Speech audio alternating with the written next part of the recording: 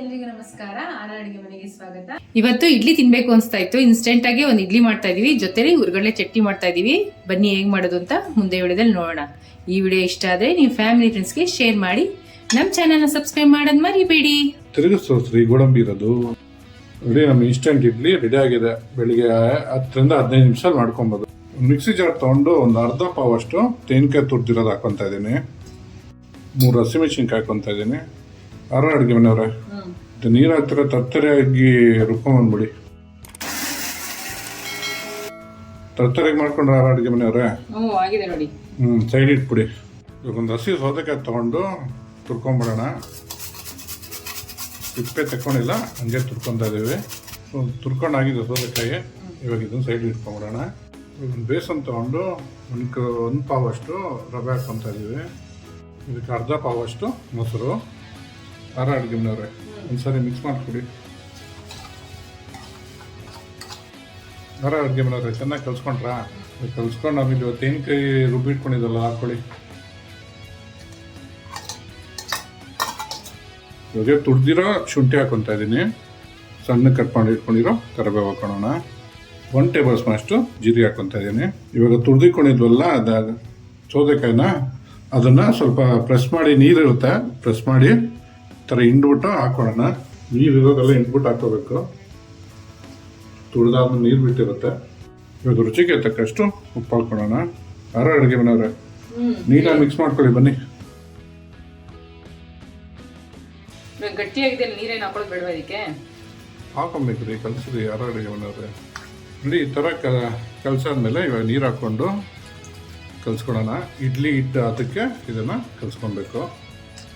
ನೋಡಿ ಚೆನ್ನಾಗಿ ಕಲ್ಸ್ಕೊಂಡಾದ್ಮೇಲೆ ಒಂದು ಅರ್ಧ ಟೇಬಲ್ ಸ್ಪೂನ್ ಅಷ್ಟು ಸೋಡಾ ಹಾಕ್ಕೊತಾ ಇದ್ದೀನಿ. ಸೋಡಾ ಹಾಕ್ದಿರ ಇಡ್ಲಿ ಯಾವತ್ತೂ ಸಾಫ್ಟ್ ಬರೋದೇ ಇಲ್ಲ.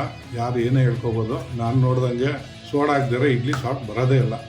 ನೋಡಿ ಚೆನ್ನಾಗಿ ಮಿಕ್ಸ್ ಮಾಡ್ಕೊಂಡಾಗಿದೆ. ಇವಾಗ ಇದನ್ನು ಒಂದು 10 ನಿಮಿಷ ರೆಸ್ಟಿಗೆ ಬಿಟ್ಬಿಡೋಣ. ಈಗ ಹಿಟ್ಟೆಲ್ಲ ನೆನೆಷ್ಟೆಲ್ಲ ಒಂದು ಚಟ್ನಿ ಮಾಡ್ಕೊಳ್ಳೋಣ. ಒಂದು ಪ್ಯಾನಲ್ಲಿ ಒಂದು 2 ಸ್ಪೂನ್ ಅಷ್ಟು ಎಣ್ಣೆ ಹಾಕ್ಕೊತಾ ಇದ್ದೀನಿ. ಇದಕ್ಕೆ ತೆಂಗಿನಕಾಯಿ ಹಾಕೊಂಡ್ರೆ ಚಟ್ನಿ ಮಾಡ್ಕೊಳೋಣ. ಇವತ್ತು ಎಣ್ಣೆ ಕಾದಿದೆ. ಸ್ವಲ್ಪ ಬೆಳ್ಳುಳ್ಳಿ ಹಾಕೊತಾ ಇದ್ದೀನಿ. ಖಾರಕ್ಕೆ ಮೆಣಸಿನ್ಕಾಯಿ ಕಟ್ ಮಾಡಿ ಇಟ್ಕೊಂಡು ಈರುಳ್ಳಿ ಹಾಕೊತಾ ಇದ್ದೀನಿ. ಇದನ್ನೆಲ್ಲ ಸ್ವಲ್ಪ ಬಾಡ್ಕೊಂಡ್ಬಿಡೋಣ ಎಣ್ಣೆಲೆ. ಈರುಳ್ಳಿ ಸ್ವಲ್ಪ ಫ್ರೈ ಆಗ್ತಾ ಇದ್ದಂಗೆ ಸ್ವಲ್ಪ ಕೊತ್ತಂಬರಿ ಹಾಕೊತಾ ಇದ್ದೀನಿ. ಸ್ವಲ್ಪ ಕರಿಬೇವು, ಒಂಚೂರು ಹುಣಸೆ ಹಣ್ಣು ಸ್ವಲ್ಪ ನೆನೆಸ್ಬಿಟ್ಟು ಹಾಕೊತಾ ಇದ್ದೀನಿ. ಇದನ್ನು ಒಗ್ಗರಣೆ ಸ್ವಲ್ಪ ಬಿಸಿ ಮಾಡ್ಕೊಂಡ್ಬಿಡೋಣ. ಇಲ್ಲಿ ಕೊತ್ತಂಬರಿನೂ ಕರಿಬೇವೆಲ್ಲ ಬಾಡಿದೆ. ಇವಾಗ ಒಂದು 3 ರಿಂದ 4 ಟೇಬಲ್ ಸ್ಪೂನ್ ಅಷ್ಟು ಹುರ್ಗಡ್ಲೆ ಹಾಕೊತಾ ಇದ್ದೀನಿ. ಜೊತೆ ಸ್ವಲ್ಪ ಮಿಕ್ಸ್ ಮಾಡ್ಕೊಂಡ್ಬಿಡೋಣ.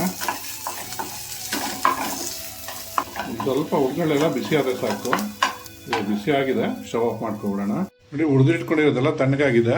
ಇವಾಗ ಇದನ್ನು ಫೈನ್ ಪೇಸ್ಟಾಗಿ ಹುರ್ಕೊಡೋಣ ಚಟ್ನಿನ. ಇವಾಗ ರುಚಿಗೆ ತಕ್ಕಷ್ಟು ಉಪ್ಪು ಹಾಕೋಣ. ಇವಾಗ ಆರ ಅಡುಗೆ ಮನೆಯವ್ರೆ ಫೈನ್ ಚಟ್ನಿ ರುಬ್ಕೊಂಬಿಡಿ, ಫೈನ್ ಪೇಸ್ಟ್ ಥರ. ಚಟ್ನಿಗೆ ಒಂದು ಒಗ್ಗರಣೆ ಹಾಕೊಳ್ಳೋಣ. ಸ್ವಲ್ಪ ಎಣ್ಣೆ ಹಾಕೊತಾ ಇದ್ದೀನಿ. ಸಾಸಿವೆ ಹಾಕೊಳ್ಳೋಣ. ಸಾಸಿವೆ ಸಿಡಿತದಂಗೆ ಕರಿಬೇವು, ಒಣಮೆಣಸಿನ್ಕಾಯಿ, ಸ್ವಲ್ಪ ಇಂಗು. ಇಡೀ ನಮ್ಮ ಒಗ್ಗರಣೆ ರೆಡಿ ಇದೆ. ಇವಾಗ ಇದನ್ನು ಚಟ್ನಿಗೆ ಹಾಕೊಂಬಿಡೋಣ. ನೋಡಿ ವಿತೌಟ್ ತೆಂಗಿನಕಾಯಿ ಚಟ್ನಿ ರೆಡಿಯಾಗಿದೆ. ನೋಡಿ ಹಿಟ್ಟು 10 ನಿಮಿಷ ರೆಸ್ಟ್ ಆಗಿದೆ. ಇವಾಗ ಇಡ್ಲಿ ಮಾಡ್ಕೊಂಬಿಡೋಣ. ಆರ ಅಡುಗೆ ಮನೆಯವರು ತುಪ್ಪ ಹಚ್ಕೊಂಡಿದ್ದಾರೆ ಇಡ್ಲಿ ತಟ್ಟೆಗೆ. ಆರ ಅಡುಗೆ ಮನೆಯವರು ಇಳ್ಕೊಡಿ.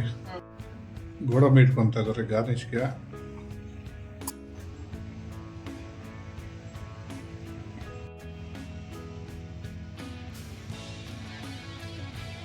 ಉಯ್ಕೊಂಡು ರೆಡಿ ಮಾಡಿ ಇಟ್ಕೊಂಡಿದ್ದಾರೆ ಮಾರ ಅಡುಗೆ ಮನೆಯವರು. ಇವಾಗ ಇದನ್ನು ಬೇಯಕ್ಕೆ ಇಟ್ಬಿಡೋಣ. 8 ರಿಂದ 10 ನಿಮಿಷ ತೊಗೊಳತ್ತೆ ಇದು ಬೇಯಕ್ಕೆ. ಇಟ್ಕೊಡಿ, ಇಟ್ಬಿಡಿ. ಆರ ಅಡುಗೆ ಮನೆಯವರು ಎಲ್ಲ ಬೇಯಕ್ಕೆ ಇಟ್ಕೊಳ್ಳೋಣ. ಆರ ಅಡುಗೆ ಮನೆಯವರು ಬೆಂದಿದೆಯಾ ಒಂದ್ಸರಿ ಚೆಕ್ ಮಾಡ್ಕೊಳ್ಳಿ. ನೋಡಿ ಇಡ್ಲಿ ಇವಾಗ ಪರ್ಫೆಕ್ಟಾಗಿ ಬಂದಿದೆ. ಇವಾಗ ಇದನ್ನು ತೆಕ್ಕೊಂಬಿಡೋಣ. ಆರ ಅಡುಗೆ ಮನೆಯವರು ಚೆನ್ನಾಗಿ ಬೆಂದಿದೆ, ತೆಕ್ಕೊಳ್ಳಿ. ಸ್ವಲ್ಪ ತಣ್ಣಗಾದ್ಮೇಲೆ ತೆಕ್ಕೋಬೇಕು, ಅವಾಗ ಚೆನ್ನಾಗಿ ಬರುತ್ತೆ. ತಿರುಗಿಸೋಸ್ರಿ ಗೋಡಂಬಿ ಇರೋದು ನೋಡಿ. ನಮ್ಮ ಇನ್ಸ್ಟೆಂಟ್ ಇಡ್ಲಿ ರೆಡಿ ಆಗಿದೆ. ಬೆಳಿಗ್ಗೆ 10 ರಿಂದ 15 ನಿಮಿಷ ಮಾಡ್ಕೊಬೋದು. ನಾವು ಇನ್ಸ್ಟೆಂಟ್ ಇಡ್ಲಿ ಮತ್ತೆ ಹುರ್ಗಡ್ಲೆ ಚಟ್ನಿ ರೆಡಿ ಆಗಿದೆ. ಟ್ರೈ ಮಾಡಿಬಿಟ್ಟು ಹೇಗಿತ್ತು ಅಂತ ಕಮೆಂಟ್ ಬಾಕ್ಸ್ ತಿಳಿಸಿ. Thanks for watching our video.